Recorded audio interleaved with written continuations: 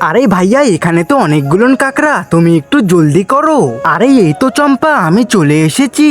আরে ভাইয়া, এই দেখো আমি একটি অদ্ভুত কাকড়া পেয়েছি।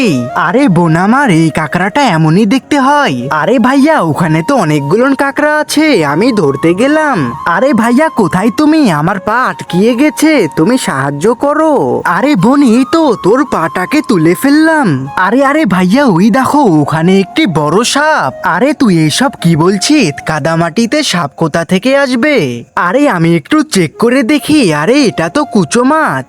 আরে সর্বনাশ করেছে, এই মাছটাকে দেখতে তো সাপের মতন।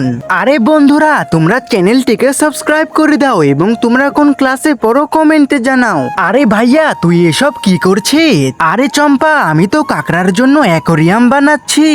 এ তো এখন আমি অ্যাকোরিয়ামের ভিতরে কাদা দিয়ে লেপে দেব। কাকড়াগুলোকে আমি অ্যাকোরিয়ামের ভিতরে ছেড়ে দিলাম। আরে ভাইয়া, ওই দেখ কাকড়াগুলো তো কাদার ভিতরে বাসা বানাচ্ছে।